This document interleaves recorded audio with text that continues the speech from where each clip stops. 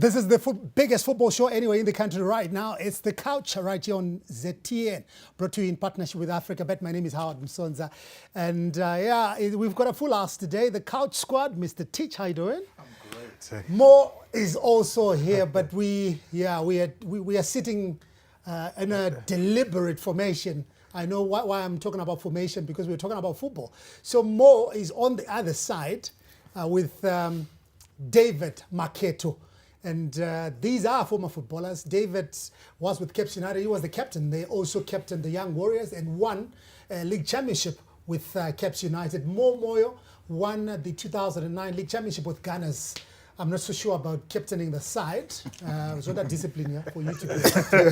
So I'm not so sure about that side. But it's The Couch, people, and I'm glad you guys are here. We had a great weekend in sport. Yeah, let me, because it wasn't so great in football. Yeah. And that's why we are here today. And what are we talking about? We are talking about the suspension of matches by the Premier Soccer League. And what does this mean? And what are the implications at the end of the day? And can football come out clean from this? So these guys are going to break this down. Why was the league suspended? What is the thinking behind by the Premier Soccer League chiefs? So that's what we'll be talking about on the show today. But before we do that, let's look at other training football stories, and we will go further afield and look at the exciting English Premier Soccer League, where we've got Arsenal, who played against Newcastle, and they lost by 2-0, and it's exciting for us because we've got an Arsenal supporter here, and he talks too much. Eh? What happened? It's good for Liverpool, though. What happened? Where? When? Last night. Are you not part of the show? No, I'm part of the show. Okay. We're talking about the EPL right now. Okay. We had some challenges in the where Dynamo was playing. Was this last night? Was it last night? Are you drunk? No, my was it in the EPL? My TV is not working. I haven't watched the match. So Momo supports Arsenal. Arsenal were beaten by Newcastle by 2-0. And after that game, defender Granit Xhaka was criticizing some of his teammates for that performance. And I'm going to quote, he said, if you are nervous, stay at home. So this also goes for you. If you're nervous, get off the couch. No. I think Granit Xhaka is not right to say that. He's also one of the reasons why we are where we are. Him and the coach. So he cannot say that to anyone. He hasn't done his Champions job. League spot? It's a plus, actually, that we are on number 5. Because when we started very badly. No, we're talking about Champions League places. Yeah, we're not going to play Champions League next year. We will I think for the benefit of the show, just say Arsenal is not going to play.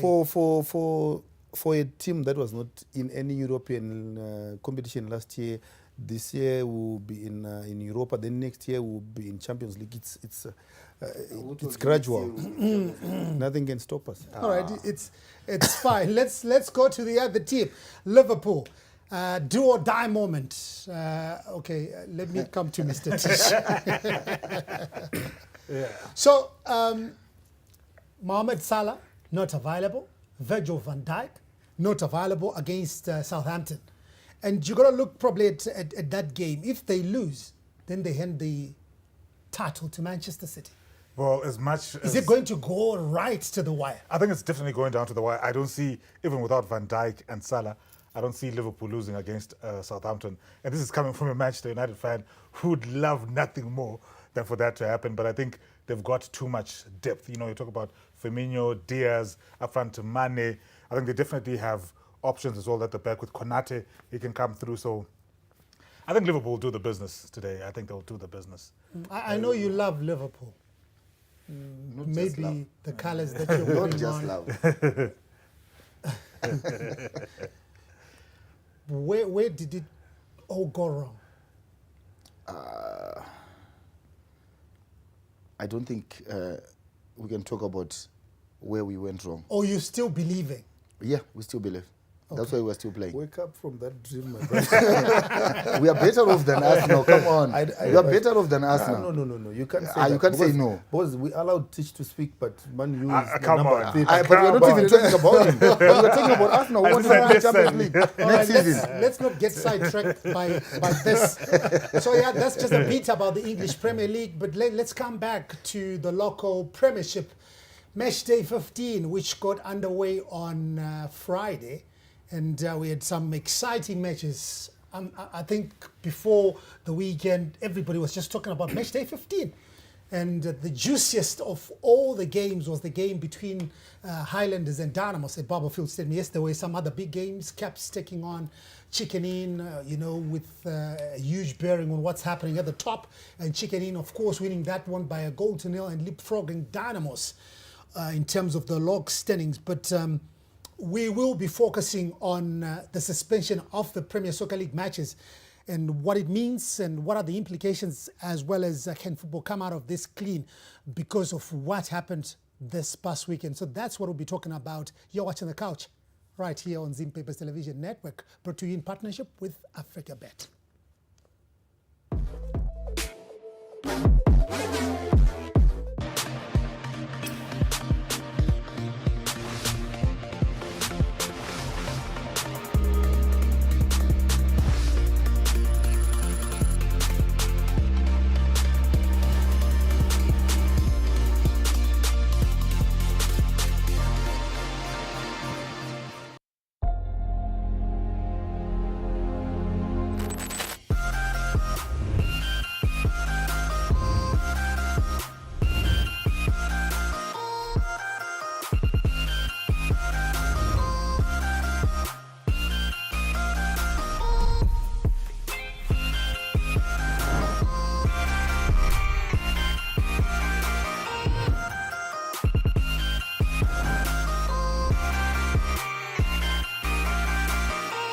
For May, transforming men into gentlemen.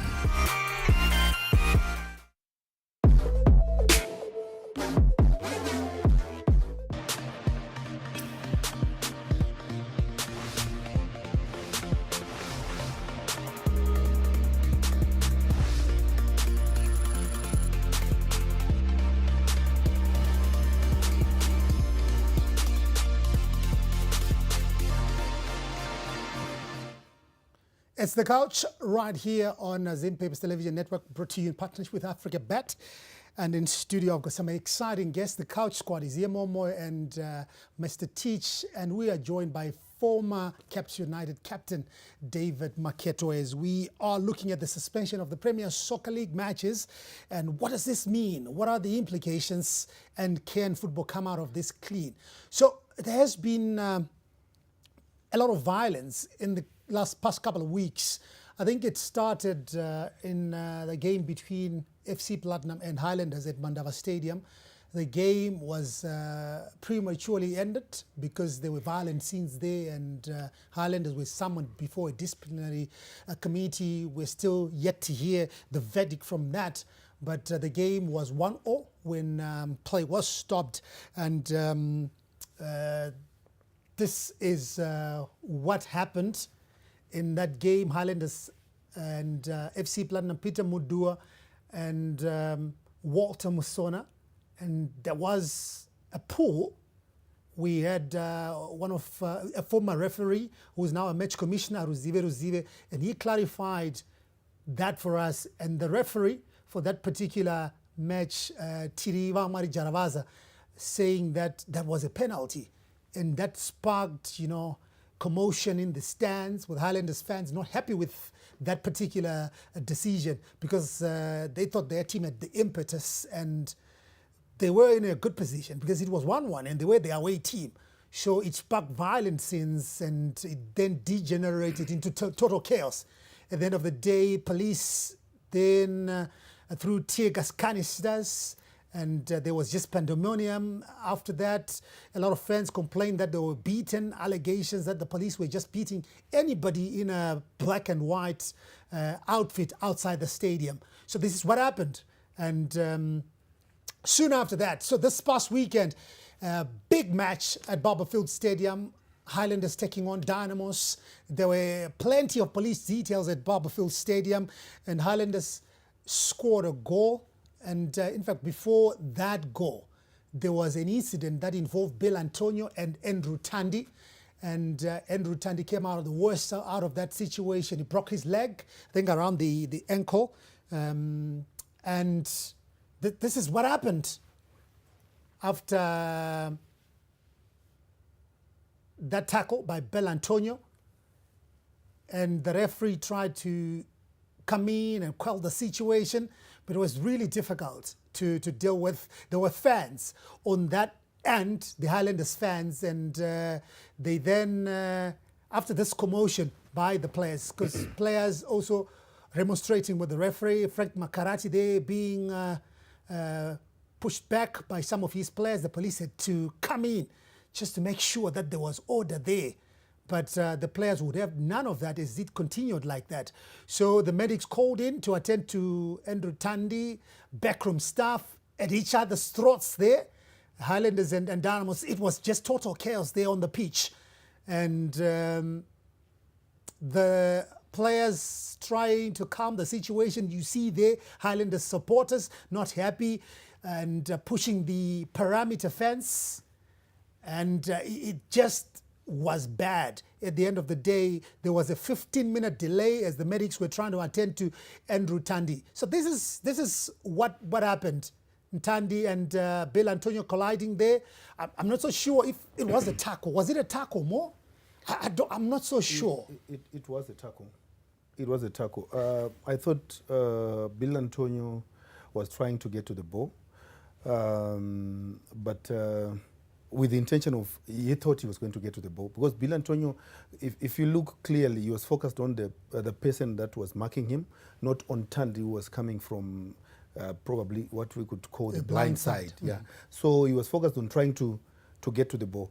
And then when he tried to slide and get the ball, then Tandy came into the picture. There was no way he could have changed his thinking then, and then he just went through. Unfortunately, it was an unfortunate incident, but definitely that was not deliberate. He tried to get to the ball, and Tandy was in the way, and it's an unfortunate incident that happened. Yeah, so there was a 15-minute delay soon after that as the medics were trying to work on Tandy and the marshals there in neon green, and the police trying to also calm the situation. There were missiles that were thrown on the pitch by Highlanders fans. And soon after that, after the 15, when play resumed, the referee of the day, Jimmy Makwanda, then produced a red card and gave it to Dynamos winger Bill Antonio. And now there were a lot of questions, Mr. Tish, that were raised. Was it a red card offense, or the referee then was reactive to the situation? Because there were Highlanders fans right there, and they saw then what happened to Tandy, and the referee had the opportunity now to see the extent of the injury, and then he produced the red card. So these are some of the things that the people will say. Was the referee pushed by what he saw, and also trying to appease the section of the fans who were throwing the missiles? I think the referee was definitely influenced by the extent of the injury to Tandy. I think that definitely had an impact, but I think we had the benefit of watching that in replay.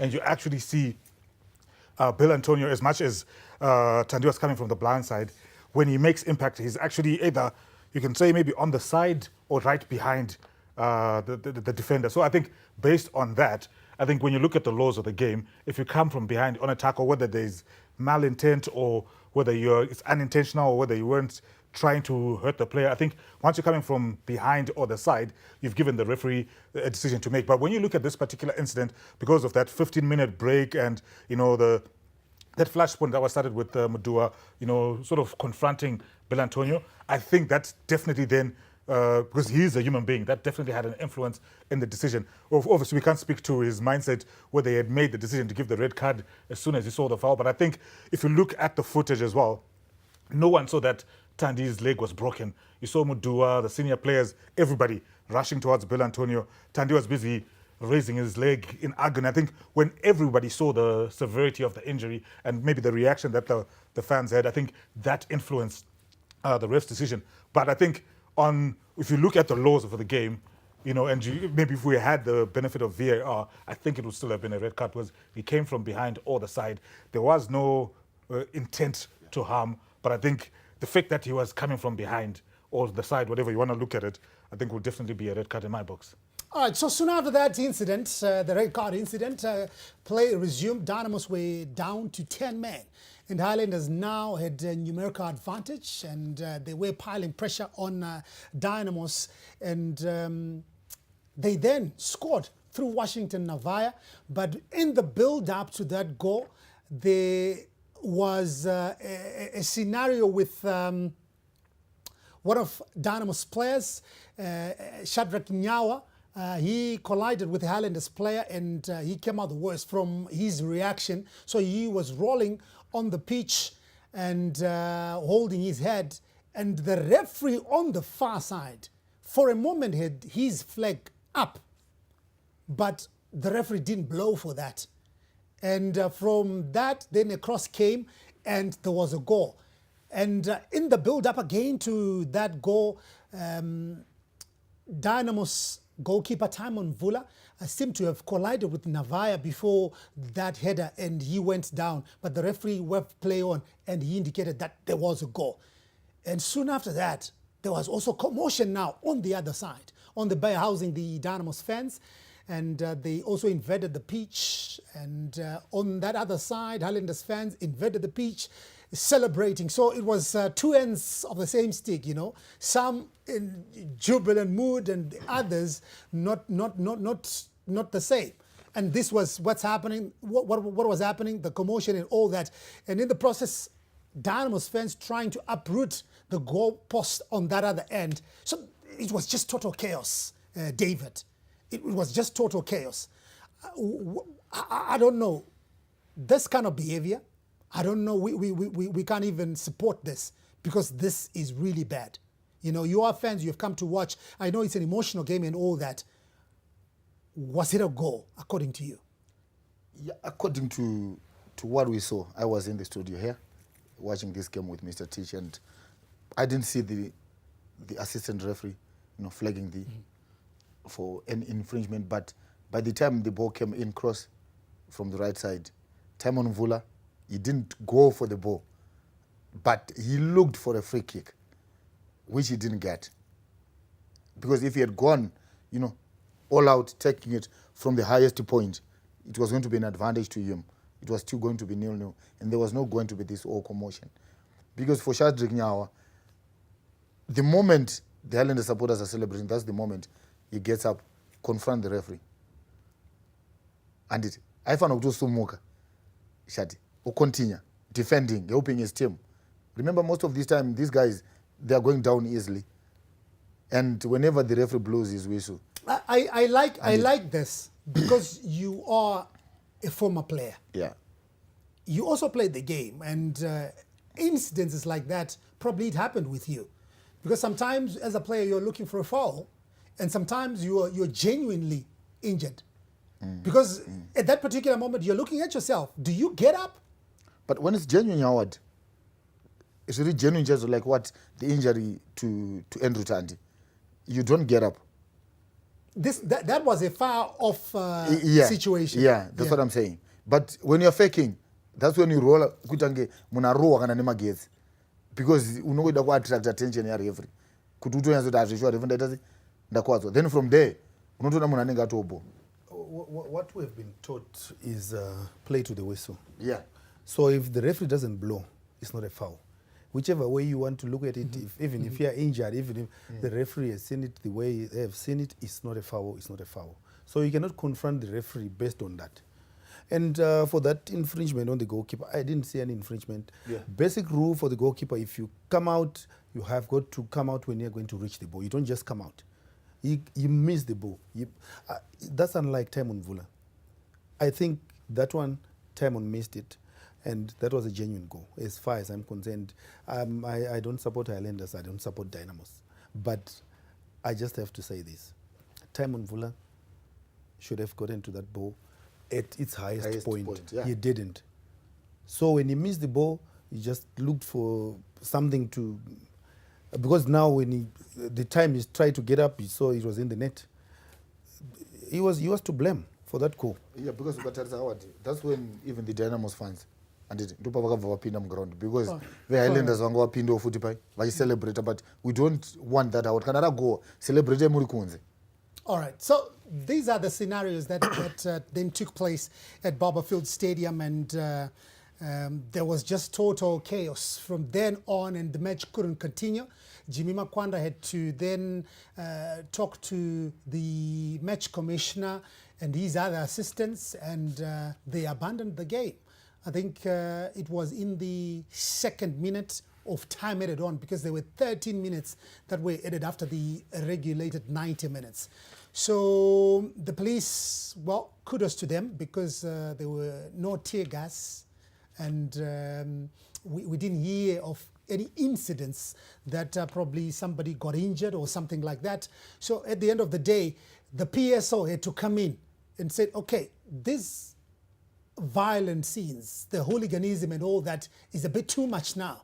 So they came up with a statement, and in the statement, I think the long and short of it, they suspended the Premier Soccer League matches as they are trying to get to the bottom of this behavior in football. They are trying to talk to all the stakeholders, especially the security side, the marshals from the teams, the police, so that in future we don't have incidences like this where fans come onto the pitch and all that. So what we did, we spoke to the PSL, and they also came out talking about this violence. But first, let's look at the statement that came from ZIFA, condemning the hooliganism and all that. I think it's a strong message, but in short, they're just trying to say, you know, the abandonment of matches is not the best picture of football we want would want to see, because at the end of the day, you've got two matches that are abandoned. You know, the results are going to be determined in the boardroom.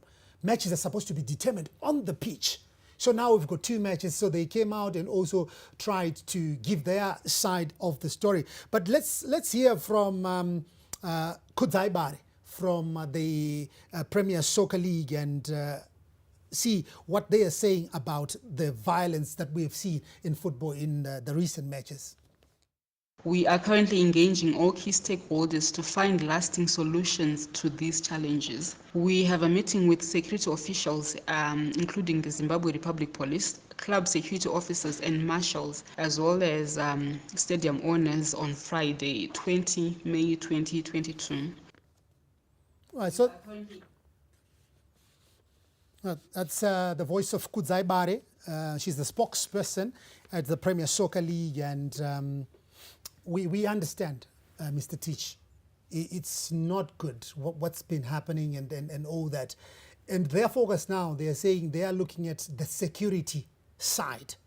And the security, we're looking at the police and the marshals. Let's start with the marshals. How far can their influence go in terms of crowd control? I think with the marshals, I'm not sure they can have too much influence, but if you take the global standards, when you watch games in the English Premier League or any of the major top leagues, you know, there's a certain pattern of behavior that you see from the marshals during games, especially whenever, for example, there's a goal. You know, even if the marshals at the cup end, for example, you see them all turn their attention to the fans. No one's looking at what's happening. They get ready. They anticipate. I think our marshals and our security is too reactive. I think, you know, there needs to be a situation where we anticipate that it's an emotional game. There's a flashpoint, there's a goal, especially if Dynamos is going to score at the Soweto end. You know, if a Dynamos player celebrates in front of the Soweto end, that's going to be chaotic. So I think with our marshals, they need to be a bit more proactive. And you'd see the scenes, especially when Bill Antonio hurt Andrew Tandy. I think, I don't know how that situation could have been better handled, because we saw a period of maybe about 3-4 minutes where the fans were literally shaking the gate and the marshals were just standing there. You know, there was no sort of like an aggressive way to try and push them back. It was almost like, you guys do what you're doing as long as you're not coming into the pitch. And I think that sort of encouraged the other fans, maybe we're at the higher tiers of the stadium, to want to come down. So I think in terms of security, there's definitely a lot more that could be done. It's good to hear the PSL talking about wanting to engage the stakeholders. But I think the biggest problem with this whole situation is the lack of leadership that we're seeing from the players on the field of play. Consistently, we're having incidences where every time there's a decision from the referee that the team, whether it's Highlanders or Dynamos, does not like, the players tend to mob the referee. And these flashpoints are the ones which are sort of inciting the fans who are already emotional to try and get. I think we're even looking at images now of the Dynamos players. They're mobbing the referee, and that is where even in the reaction you saw. At least I'll give an example of what happened on Sunday. You look at when the Highlanders fans wanted to invade the pitch when Thandi was injured. You could see Arios Banda, you could see some of the senior players from Highlanders trying. Of course, it's not their job, it's the job of the marshals, but you could see them trying to plead with the fans because obviously they feel like they have a relationship with the fans to back down. But then when you look at the Dynamo situation, which happened now after that goal, everyone from Dynamos, the only thing that they did was mob the referee. As soon as the fans went in, they all ran for cover. Tondra, I think, was it last week against Blair City? He talked about a lack of leadership. And he was talking about that decision for Ofori to take the penalty. But I think there's a bigger crisis of leadership, not just with Dynamos, but within our players. That's resulting in too many flashpoints. Players like Peter Mudua, you look at the situation in Rishavane, he was involved in that flashpoint with Walter Msona confronting the referee. You look again in this game, Highlanders Dynamos, Peter Mudua again involved in that flashpoint. And I think those are the triggers that are making these fans sort of react. I'm not saying the fans' behavior is justified, but I think we can start with managing the emotions on the pitch because they feel emboldened when they see because very few people saw that Thandi had a broken leg. But Peter Mudua's reaction is what started everything in terms of triggering and that flashpoint. I think we need a bit more respect for our metro officials. Yes, we might not agree with the decisions that they're making. We might say, they're not making the right decisions, but there has to be a minimum of respect. That's where it has to start. We can bring in the marshals, because obviously, no matter what happens in a game, there's always going to be flashpoints. And I think maybe with this Indaba that they're having on Friday, maybe they can teach these marshals. Because I think with the marshals, it's almost like they pick, do you want to watch the Dynamos Highlanders game? Come in, we'll give you a bib. I don't think there's any particular training that happens in terms of crowd management. Do we really have marshals? Okay, Because- before you come in with that question, because you raised a pertinent point, about the role of players. Because every time there's a decision that you're not happy with, the players go and mob the referee. Because you are players, you played the game. Maybe you can take us through the mind of a player. What goes on? Because I like what you were saying, you play to the whistle. Yeah. You said this. So in other words, you're saying the referee's decision is what? It's final. It's final. So what happens in that particular moment? The referee blows and you rush to him. Do you think he's going to change his mind? It's not about changing his mind. It's but, about what? When you go, seven of you ganging up on the referee, what are you saying? It's very emotional. I don't know how I can explain it, but some of the things that happen there, you do not want to do it, but you just end up doing it because you're part of the team. And what is your duty, your role as a player on the pitch? What are you supposed to do? Emotion takes away all what I'm supposed to do. I know what I'm supposed to do. But you're a professional. Yes, don't be emotional right now. Exactly. Don't be emotional right now. I'm not. What is a player supposed to do on the pitch? We all know what I'm supposed to do on the pitch. Yeah, so that's why I'm saying it's beyond what I'm supposed to do. Because the emotions are running high. It's 0-0. We are going 90 minutes. We're trying to do this. We're trying to do that, and then something happens. You're bound to react because you are a human being. But it's only that you should be able to have restraint as quickly as you also get into that emotional side. You say, oh, okay, fine. So the thinking that I was talking about. Yeah. When you do that, do you think the referee is going to change the decision? No, it's not about the referee changing the decision. Okay, fine. I will tell you when we were still at Baimo, we would probably do it deliberately when we were playing the big teams because we know that by and large the referees were on the side of the bigger teams. So just to make it a point, to make the referee know that we know that he is not doing his job correctly, we are just making it a point so that next time when we have such an incident, he may not favor the big team. So I would just deliberately go after the referee after every Isn't that the role incident. Of the captain No, more? no. Isn't it the captain who's supposed to engage the He will referee? be, if you send a captain, if you send one person to the referee, they will be carded. You'll be given a yellow card. A captain. Then- A captain. okay, my experience, we had a situation. We As a had captain. captain goes As a once, captain. goes again. Then you be Okay, given a yellow card. He was, Do your role. he was was a a captain. captain. I was, He I a- was also a captain. I'm not for Ghana, but I was also a captain. Kumabuza. No, not Mabuza. I was a captain for Baimo. But more. It's okay. Yeah. It's okay more. But look, in our local league, Howard, to be honest, captains don't go for pre-match, meetings with the referees and other match officials that are there. Because these kind of games, like Dynamos Highlanders, you always need to have a pre-match, because of this kind of crowd trouble. It's caused by players, remember. Because the moment one player gets into the tackle, and it akasazvifarira, and it anotanga kuataka an opponent, amuru atako. So it's not trigger maji. My fans. When we were playing kuma junior tournaments, every game rataitamba, day before, or maybe tingati after breakfast, you go for pre-match. They tell you what they're expecting from both sets of players. They expect the captain to be in front. He will call you, even Usiri White Foul. He will call you more. Come and na captain wako. Captain, tell your player good what he did. If he does that next time, it's a caution. And that's what is supposed to be done. But it's So what is wrong now? What do you think is wrong now? It's with really our wrong. players? Howard Ndezhokuti, you cannot go into the referee, and most of the time pese pangoitika a tackle and referee blower. Moenda mono muunganira. Is it a way of intimidating the momentum officials? yenyu? Right. Anogona kutozokubatirira iwese because of that. And saka imimika kana pakangoitika zvine zvaitika, at least mukazviita once or twice. And pamwe pese ibve matoziva kuti ndo zvatovepo. Let the others do it. Then imimi game renyu moramba makafocus. I don't want to take the referee out of this equation as well. Because the reactions by the players are normally because of what the referee would have, why the referee would have blood. If the referee blows the whistle, if we feel that somehow the referee is supporting the other team, I'm going to be emotional. Every other tackle, it's always the other way. It's always against us. I'm bound to be emotional. No matter how many times they talk to the captain or what, but naturally, we as a team, we protect each other. And if the referee is not on our, if we feel the referee is not on our side, so it's not only the players.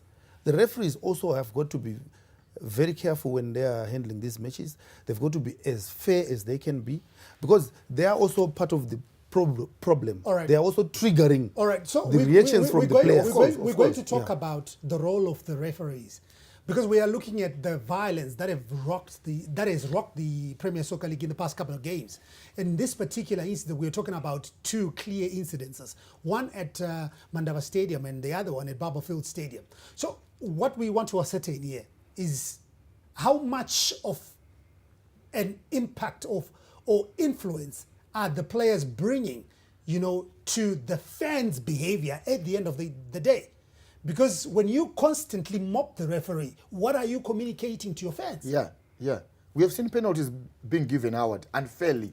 We have seen them given, even in Europe, we have seen penalties being given. But you know what? They protest, but the referee tells them that it's a penalty. And the opposition, they get the ball, get the penalty, get the game rolling. But now we are deciding as fans, because my players are more baref, my fans are joining in. Violence, yatotanga. Imagine that game Islanders, if they had allowed that penalty to be taken. I've known Ariel being saving penalties. He has saved the penalty from me.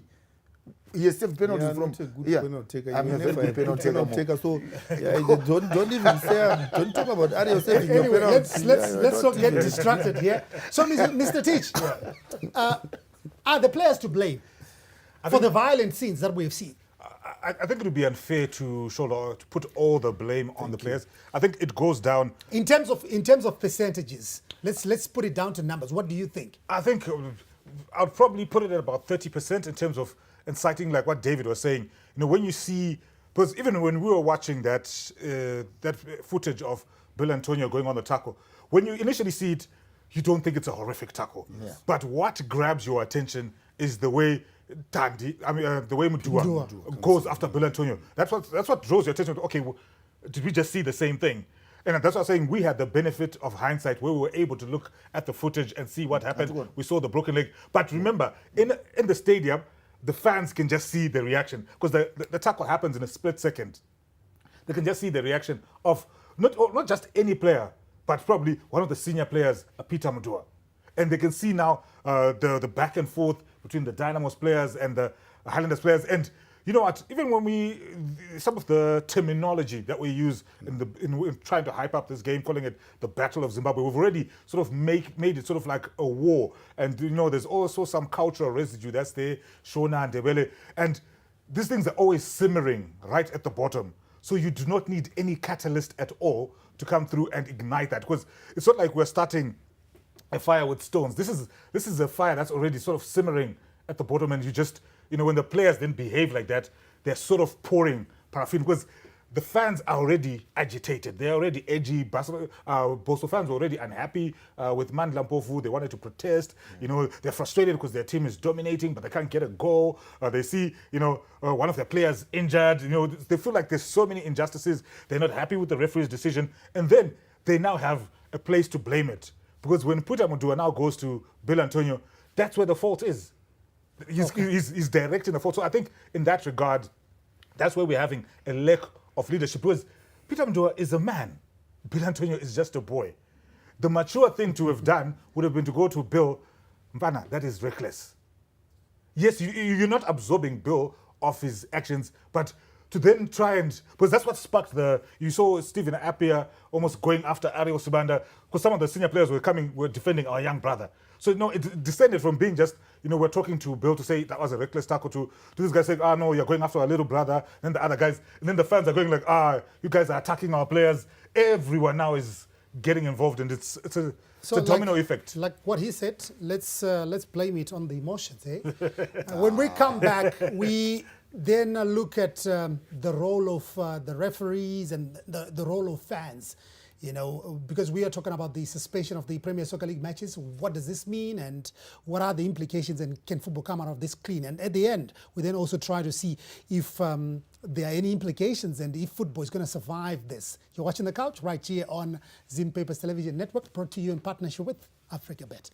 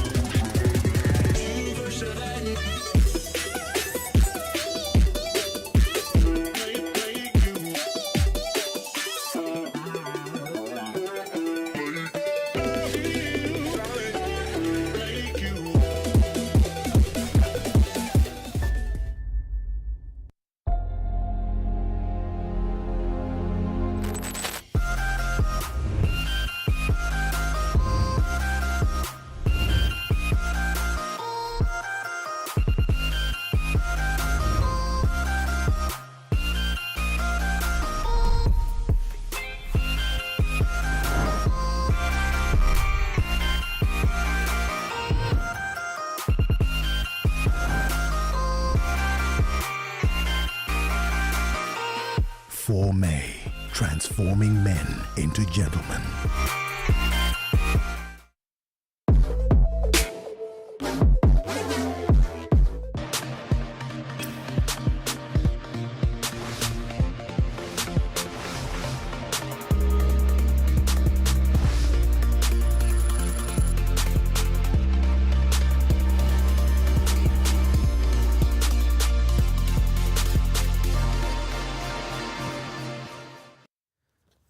We are talking about the suspension of the Premier Soccer League matches in Zimbabwe and what are the implications, and can football come out of this clean? And well, the PSL coming to this decision after violent scenes that we have seen in recent weeks, and especially what happened on Sunday at Bubblefield Stadium.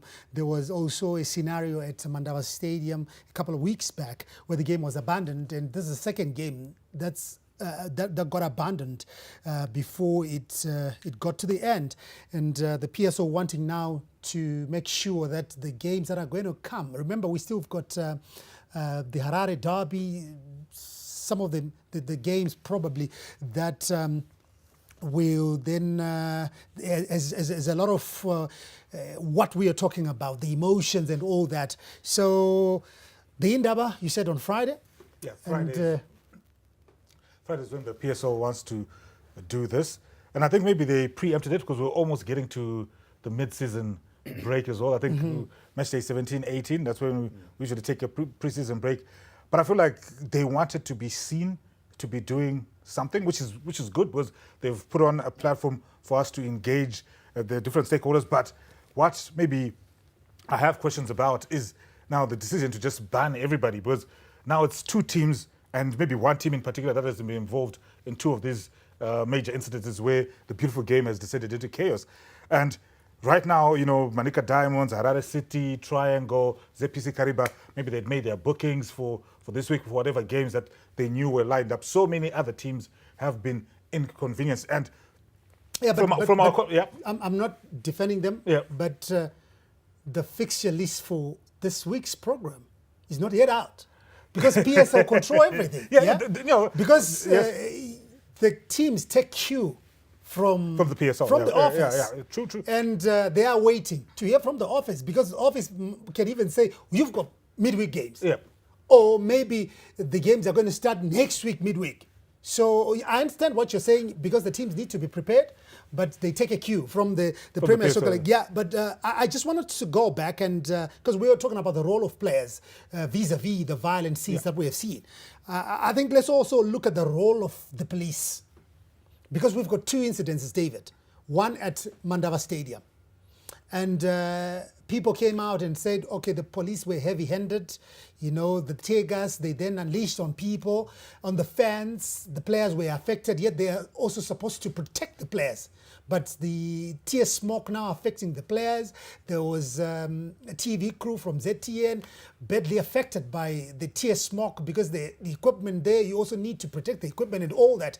What is the role of the police when it comes to security at the stadium? I think mapurisa panotorwa pese pa even nema-marshals together vanenge vachiitira kunzi vacontrole handiti ma-supporters kunyanya panyaya yekuti paitike izvozvi zvema-goal celebrations handiti ma-indecisions ekuti vanozenga vada kupinda muground, so that vanoramba vari kuterritory kwavo. Like in this incident, you could see kuti mapurisa akaenda kuseri kwegate. The Dynamos fans came in vakatanga kuita se kuda kutobvisa gate, manets vachiita se So vachibvisa. what were they supposed to do in that particular scenario that you're giving us? I thought they should have gone in at the back of the goal post, and so that mafans anoramba ari kuseri, so that vasazodestroy that goal post nemanets aro. Because zvakatoitika pepe vakanouya uku ndobva vamira uku, mafans ndobva vauya pagoal post. They never did nothing ipapo kuti vavaendese kupi vavadzorere kunze, because vakangomira ndobva vangovatarisa. I think ya issue manje kumandava yekuti pepe makaimenendla vanhu mukazopedzera makakudzorerana mukazokanda matear gas, and which affected kuti bhora rizotambuka, because Islanders were not going to play that game and say kuti maplayers edu affectwa netear gas. And saka even ipapapa supporters Islanders, I didn't see any reason why they should get in the field of play kuno celebrate a goal. They've celebrated before vari kumaterrace, and when Islanders were doing well years back. But now ameno kuti chachinja chi because of that goal. Because of what you're saying now, we can see police details also on the pitch. The fans on the pitch, more, are they supposed to be confrontational? No, the police is not supposed to be confrontational, but they are supposed to be strategically placed so that they quickly intervene when something happens. So when you find out at Mandava. They were at one end, and then they had to move to go to where the infringement happened or where the violence was starting. Yet they're supposed to be just there. I hear these guys are talking about marshals. What marshals are you talking about? If you look at marshals, the English Premier League, they are dotted around the whole pitch. These guys, the marshals they are talking about, those guys that are around Tony Ndiraya and the players, and also the Chitembwe, and those are the marshals that they're talking about. You think those 3, 4, 5 guys would handle the thousands that are at the stadium? I don't think we've got a marshal system in Zimbabwe that is meant to take care of situations that are happening. But Howard, I want to bring you a very tricky position that I have noticed. Do you know that Rhinos can play versus Cranbourne or Herenthouse without even security? You know that match can be played without even security, and the match can go on, and even if we have got the worst referee, it can be finished and nothing will happen. There are fans for Dynamos and Highlanders who think that they are entitled to winning every match. And because of their numbers, they think they are above everything. This is why I think PSL should also really focus on those funds for those 2 big teams. Any other team, they can play with 1 policeman or minimum security. But those 2 teams, their fans think they are supposed to win every day, everywhere. You think if Triangle fans were going to behave like Dynamos or Highlanders fans, we could have anyone going to play in Triangle? No one would go there because they fill the whole stadium, but they accept defeat. But Dynamos, Highlanders fans, they will never accept that they have lost. And whenever they are playing, that's where we have all these problems. So when PSL is looking at this, they should also look into that to see why is it that these 2 teams are the ones that are involved in all these. Now the whole league is affected because of 2 big teams. It's not fair. All right, so we want to talk about the fans, yeah, in a bit. So before, it's good that you have brought it up, but you kind of jumped the gun and went there because you were answering a question that we were not asked. I asked you about the police. You dribbled your way into marshals, then you came out on the other side into talking about. But it's good because that's where we're going. But before talking about fans, let's bring in the role of referees, because at the end of the day, you've got 2 teams here. You've got Highlanders, you've got Dynamos here, and there is a referee with his assistants, the 3 of them, who are supposed to control the game. And how much of an impact do these guys have on especially the violent behavior or hooliganism that we have witnessed? I think they probably have the biggest impact in terms of what we then see descending, whether it's the players mobbing the referees, whether it's the fans. No, yes, well, here's my point, because who sets the tempo of the game? You know, early on we've seen instances where a ref shows a red card, or no, a yellow card, or gives a warning early on to sort of say, guys, this is the tempo that we're going. He's the one who can communicate to say, guys, if you keep mobbing me, you're going to get in trouble. But I think most of these referees are overawed by the occasion, whether it's even the fans. They do not want to make a decision that's based on what they are seeing on the field of play. They're thinking, if I make a decision like this, what will the Mpilo end think? What will the Soweto end think? And I think they then become compromised by that. So I think for these particular matches, I don't think it's just about saying, you know what, we've been rotating our referees throughout the season, so let's just it's David's turn to be the referee for this weekend. I think, you know, we need to have referees with the right temperament who can exert control over the game, because we've seen it in big derbies, whether it's Manchester United, Liverpool, Real Madrid, Barcelona. The tempers will go and they will flare, the fans will be singing, but the referee will never lose control of the game. And in both instances, whether it's at Mandawa or at Baba Fields, the ref lost control. And I think when he loses control now, that then opens the floodgate. That's the main trigger. Because then when the players come and mob him, he has the power to exert some kind of punishment. He can dish out 1, 2, 3, 4, 5 yellow cards. He can do that. and they won't mob him the next time because they're sitting on a yellow. It's a bit harsh, but he has the power to control the pace of the game, especially primarily with his decision making. So, basing on what he's saying, David, because I'm coming to you now, the game at Mandava, Highlanders taking on FC Platinum. He talked about Black Rhinos playing against the Rentals or Cranbourne. In terms of stature, are they the same, those games? No, they are not. Okay, so I'm going somewhere with this. So in terms of allocation of referees, do you give them the same? No. All right. So those people who are in charge of referees, in their wisdom, that game at Mandava, giving it to Rivamari Jaravaza, and the game between Dynamos and Highlanders, giving it to Jimmy Makwanda, did they err somewhere there? Yeah, they did, Howard.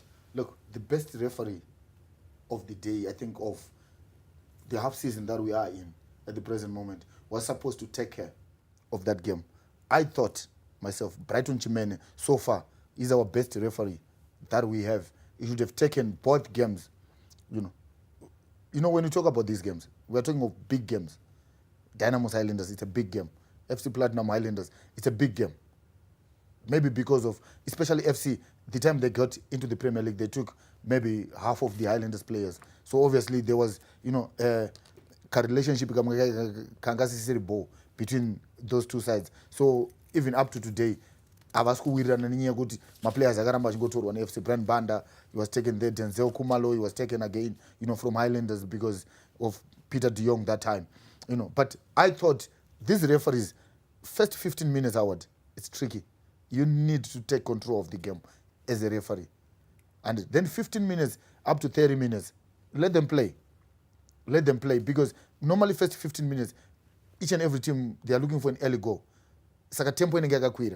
You need to control the game as a referee. Then from 15 to 30, if you look at most games, even in EPL, my clubs are wonder they start to play the ball around. Obviously, they'll get a goal, maybe one or two teams that are maybe high on the tempo.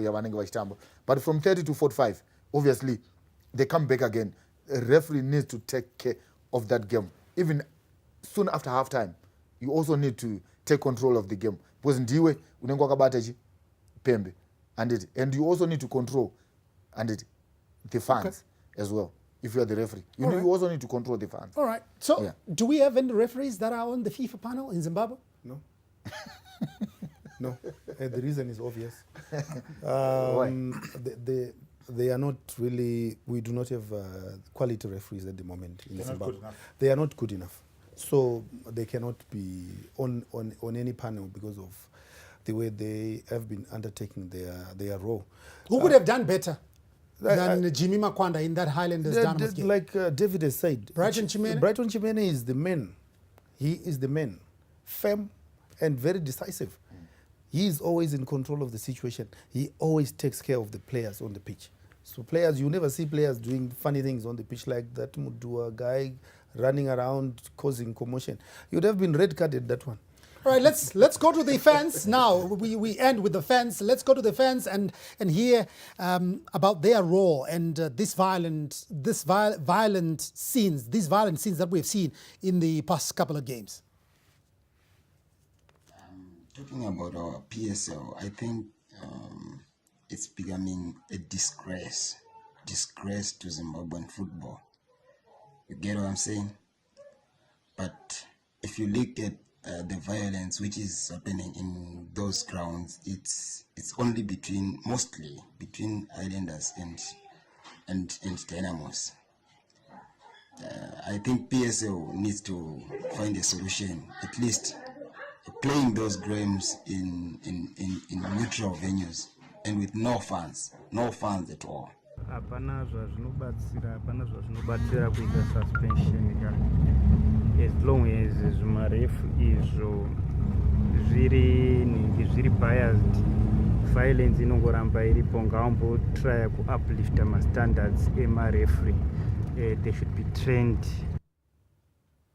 Yeah, so those are the two fans that we had, and also weighing in on this issue that we were talking about, suspension of the PSL matches. What does this mean, and what are the implications, and can football come out of this clean? So we have spoken about the role of different, stakeholders in this game. And what we probably want to come up with at the end is, you've got this big indaba going on with the PSL. If they engage the leaders of the referees, if they engage with the leaders of the fans, and even the leaders of the police and all that, are we going to see an end to this? I think the most important thing in terms of this engagement is to avoid playing the blame game. I think if the PSL or the clubs or the referees or whatever, or the security agents, if they come in and say, no, it's your fault, I think right now, as a footballing community, we need to admit that we have a problem. We can accuse the fans of having a culture of entitlement. We can say, the players are not being leaders on the pitch. We can say, the marshals don't understand. I think right now they have to take an approach where they're saying, you know what, we're in a mess.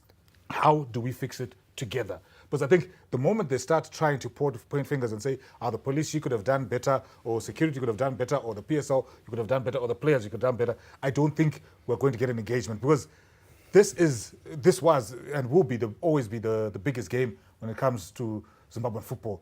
And this is the test case that we'll always have in terms of our capabilities to enforce security, in terms of the capabilities of the referees to manage the games, for the players to hold their temperaments in big matches. Because these are the same players who most likely go and represent Zimbabwe. What if they go to AFCON in a big stadium and the decisions are going against them? What are they going to do? So I think there needs to be a united approach in how this engagement happens. I think if there's an approach of pointing fingers, I don't think we'll reach a resolution. I don't know who's going to take the lead on this. I just wanted to add on to what he's saying. I'm happy PSL has got a committee that is that looks at these issues, but I believe the PSL can do better in terms of delivering a verdict on an incident. If they do that quickly enough, it may actually act as a deterrent. Imagine if the FC Platinum match had already been decided. If it happens on Saturday, by Tuesday everybody knows that, and also the measures, they've got to be punitive. They've got to be really, really harsh and hard. Fans, minus 10,000, minus 3 points, minus, they have to be really punitive so that everybody who is involved with the club, from the clubs to everyone who is supposed to provide security, and everybody, including the players, they will know that this is going to hit our pocket hard, and this is not good for us. We are fighting for points, we are fighting for money. If we are not if we are winning points and then losing them because of a fight, what are we doing? So I think the PSL, the committee that is already there, should just make sure that they make sure, even before we resume, they should be able to tell us that FC Platinum or Highlanders won that match, and because of this trouble. And the beauty of everything is now they've got ZTN to give them video evidence. Yeah. They can look at that quickly, even before the reports come from Mandava or from, they will have a position to say, okay, this is what, then they wait for the reports, then they make a decision as quickly as possible. Because dragging the next match, it will happen again, because nobody knows what is happening. Right. Yeah. And the other thing, I think, like Moe said, he's talking much about Kutima clubs angaji fine and all, but also clubs should be fined, especially failing to control their players. It has been going on and on and on. My players are control, especially these two teams. And each and every pese we have seen in Europe kuti anarudiga vakangokonzeresa. Unozonzwa Chelsea yakafainwa because vakatadza control my players avo. So that's what we want. Ndokuti bhora redu rinyatsoenda kumberi. Ma harsh fines like zvutaura namo. I think we need that in our football. Zvekunzwirana tsitsi kuti nekuti wawa haina mari, but ingoinzwira itsitsi. It keeps to those teams. We've been talking about the suspension of the Premier Soccer League matches and what it means and the implications, and can football come out of this clean? And the unanimous decision here is that everybody needs to come to the fore. We need to attack this united. And that's the only way. And we'll see how that goes. But football is going to be back. Yeah, that's the good thing. And we just want you also to play your part. And we stamp out hooliganism, we stamp out violence from the games. Next week, we're back again with a big topic. We're talking about juju in football next week. And these two guys here. Especially this one. This one, he's still using juju. This one. Boozer Soccer, he's still using juju. Yeah, so it's just a highlight, you know, a snippet, a sneak peek into what will be going on next week like on Tuesday here on the couch. Yeah, we'll be talking about juju in football. Does it work? And if it works, to what extent? You know, and these guys will be giving us tales of what has happened, you know, their own experiences with this, because they have been there. They have gone through it. I know they have gone through it because they are always talking about it. My name is Howard Msonda. Thanks a lot to David Maketo, Momo, and Mr. Teach. But what's important, the couch back again next week, right here on Zim Papers Television Network, and of course, in partnership with Africa Bet. Thank you very much for watching.